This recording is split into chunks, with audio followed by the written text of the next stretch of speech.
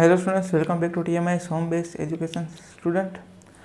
आज मैं आप लोगों के साथ बात करना हूँ डिवीज़न की। तो बात कर रहे थे हम, ठीक है, डिवीज़न के बारे में बात करेंगे, लेकिन अब बात करने जा रहा हूँ divide by zero and divide zero. ठीक है, मतलब आज ज़ीरो हमारा हीरो, उसके बारे में बात करने वाले हैं। किसके बारे में भाई? ज़ीरो के बारे में बात करने वाले हैं। डिवीज़न में ज़ीरो का क्या पार्ट होता है ना, वो बात करेंगे।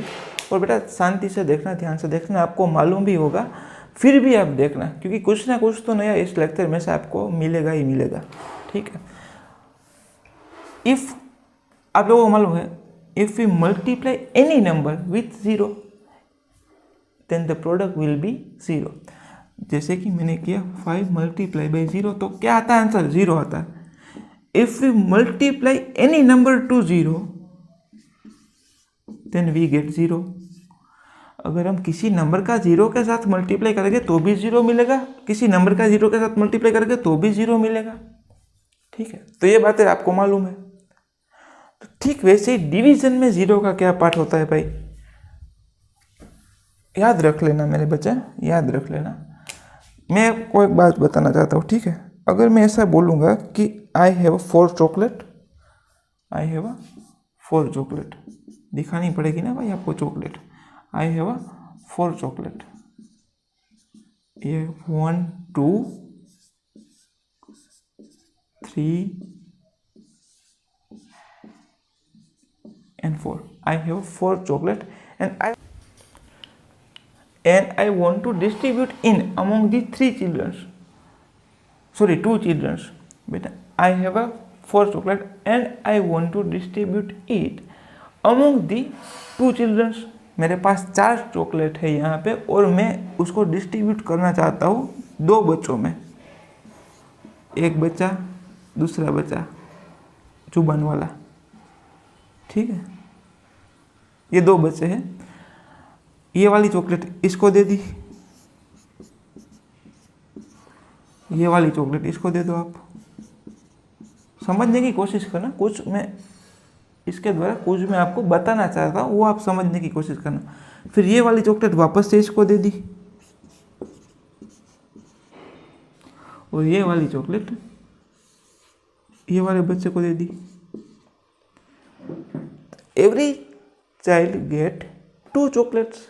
4 चॉकलेट थी और उसको मैं डिवाइड करना चाहता हूँ, तो सभी ये 2 बच्चे हैं, उसके हिस्से में कितनी कितनी चॉकलेट आएगी? 2 चॉकलेट आएगी सभी दोनों बच्चों के हिस्से में। ठीक है, अगर मैं ऐसी बात, इसका कुछ मीनिंग नहीं करता, ये बात का कुछ मीनिंग नहीं करता। अगर मैं आपको बोलूँगा कि I have 0 chocolate and I want to distribute in among the 3 child, मैं आपको बोलूँगा 3 चिल्ड्रन हो गया, मैं आपको बोलूँगा मेरे पास 0 चॉकलेट है, मतलब एक भी चॉकलेट नहीं है और मैं उसको डिस्ट्रीब्यूट करना चाहता हूँ अमोंग दी 3 चिल्ड्रन, तो बेटा वो तो मीनिंगलेस हो जाएगा ना। उसका आंसर क्या आ जाएगा बेटा? वो मीनिंगलेस हो जाएगा, 0 ही आएगा। जैसे कि 0 डिवाइडेड बाई 3, 0 चॉकलेट है, डिस्ट्रीब्यूट करना है 3 बच्चों में, आएगा कुछ? मेरे पास भी कुछ नहीं है तो मैं बच्चों को क्या दूंगा, मतलब इसका आंसर आ जाएगा 0। तो बेटा आप एक बात याद रखो, if we divide any number, if we divide 0 by any number then we get quotient 0। Quotient में क्या आएगा बेटा? 0 आएगा। इसको क्या बोलते हैं, याद करो भाई, डिविडेंड। ये है हमारा डिवाइजर और ये जो मिलता है वो हमारा होता है क्वोशंट। ये तो हमने रट लिया है, दिमाग में बैठ गया है हमारा। ठीक है, if we divide 0 by any number, if we divide 0 by any number we get 0। Quotient में क्या मिलेगा? हमें 0 मिलेगा। देखो 0 डिवाइडेड बाय 25 ऐसा है तो लिख दो 0, 0 डिवाइडेड बाय 100 ऐसे लिख दो 0, 0 divided by 1 is equal to 0 and 0 divided by 0 is equal to also 0। तो किसी का भी नंबर 0 को आप किसी भी नंबर से डिवाइड करोगे तो क्वोशंट में क्या आएगा बेटा? 0। ये बेटा किसको डिवाइड करने की बात है? 0 को डिवाइड करने की बात है। We divide 0 by any number, ठीक है। तो 0 को डिवाइड करना और 0 से डिवाइड करना, उन दोनों में फ़र्क है। देखो इसका आपको याद रहेगा, if we divide 0 by any number then we get 0। तो ये आपको याद रह गया होगा। अब बेटा मैं बात करता हूँ डिवाइड बाय 0। इफ़ वी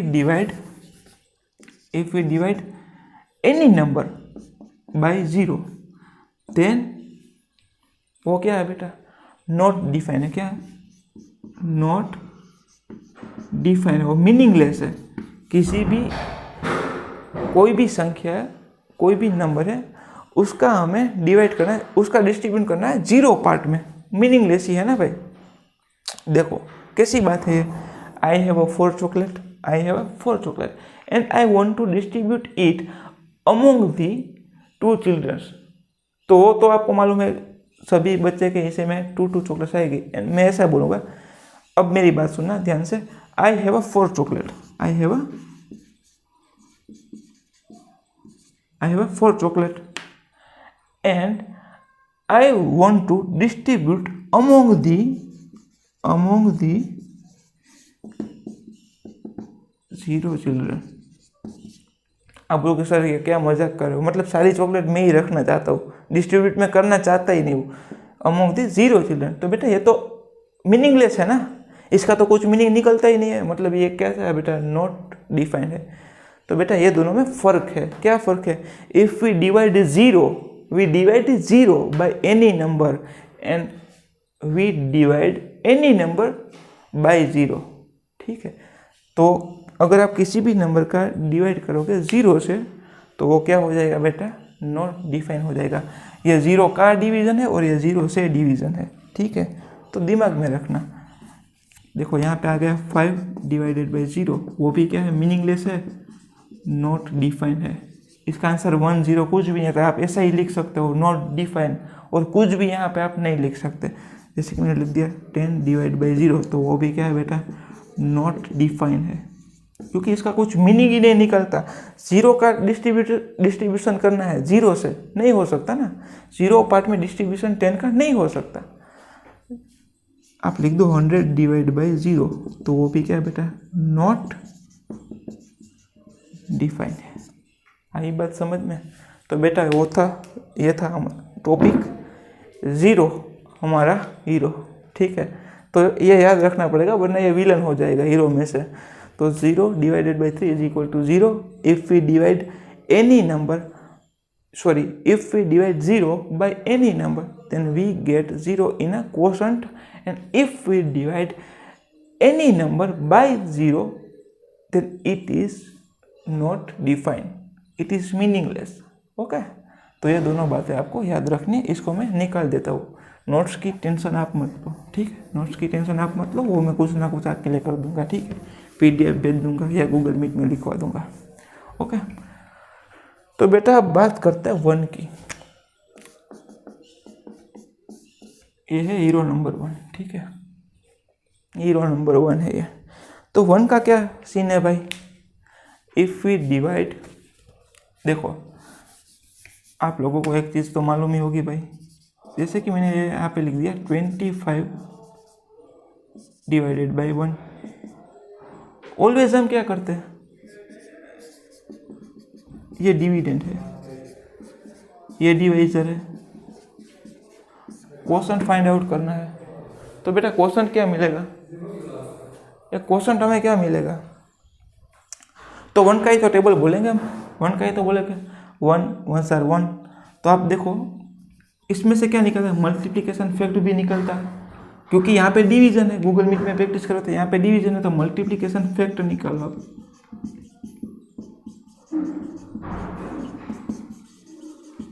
याद करो मल्टीप्लिकेशन फैक्ट को, इसका मतलब कि डिवाइजर का मल्टीप्लिकेशन करोगे क्वोशंट के साथ तो हमें क्या मिलेगा बेटा, डिविडेंड मिलेगा। मतलब क्वोशंट हमें डिफाइन करना है, क्या है वो मुझे नहीं मालूम, क्वोशंट क्या है वो मुझे नहीं मालूम। तो बेटा 1 का मल्टीप्लिकेशन किसके साथ करोगे तो 25 मिलेगा। आप लोगों को मालूम है 25 के साथ ही मल्टीप्लाई करना पड़ेगा, तो हमारा क्वोशंट क्या हो जाएगा बेटा 25। If we divide any number by 1 then we get number itself in our quotient। ठीक है, बात आई समझ में।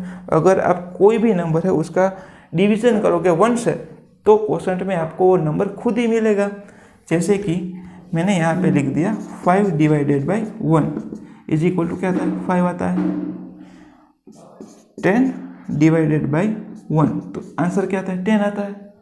मल्टीप्लिकेशन जैसा ही है, लेकिन बेटा उसमें क्या होता है, चेंज होता है। जैसे कि यहाँ पे क्या है, if we divide any number by 1, यहाँ पे बाय 1 है, क्या है, डिवाइड बाय 1 है। ठीक है, तो ऐसा आपको ध्यान रखना पड़ेगा। 100 divide by 1 is equal to क्या था, 100 डिवाइड बाई 1। 1 ऑलवेज क्या होना चाहिए, डिवाइजर होना चाहिए। 1 क्या होना चाहिए, डिवाइजर होना चाहिए, तब हमें क्वेश्चन में नंबर इटसेल्फ मिलता है, वरना नहीं मिलता। जैसे कि अगर ऐसे आ गया क्वेश्चन में 1 डिवाइड बाई 20 तो यहाँ पे 20 नहीं आता, क्योंकि यहाँ पे अब वो 1 है वो डिविडेंड हो गया ना। तो इस बात का आपको ध्यान रखना है। और ये कैसे करते हैं, ये अभी हमें नहीं करना है, ओके। तो ये अभी हमें नहीं करना, जब भी आएगा वो मैं तब आपको बता दूंगा। तो बेटा 1 का आपको सिर्फ क्या रखना है यार, 1 ऑलवेज डिवाइजर होना चाहिए। 1 क्या होना चाहिए, डिवाइजर होना चाहिए, तब ही ये बातें आपको लागू होगी, वरना नहीं होगी, ओके। तो बेटा ये 0 की बात और 1 की बात डिवीजन में कैसे करते हैं वो मैंने आपको लोगों को बताई। एंड आई होप कि आपको समझ में आ गया होगा, ओके। और एक बात बता देता हूँ, उसको बोलते हैं divide by number itself. Divide by number itself. If we divide any number by itself then we get 1 in our quotient। देखो if we divide any number, कोई भी नंबर ले लो उसको डिवाइड करो खुद से, तो क्या बेटा मिलेगा, 1 ही तो मिलेगा, 1 ही तो मिलेगा बेटा। देखो 5 का टेबल बोलना होता है, तो आप 5 का टेबल स्टार्ट करो, 5 1s are 5, 5 1s are 5, ठीक है। तो क्या आ गया क्वोशंट हमारा 1। तो ये बात भी आप याद रख लो कि भाई if we divide any number by itself then we get 1 in our quotient. जैसे कि मैंने किया 10 डिवाइडेड बाय 10 तो वो हो जाता है 1।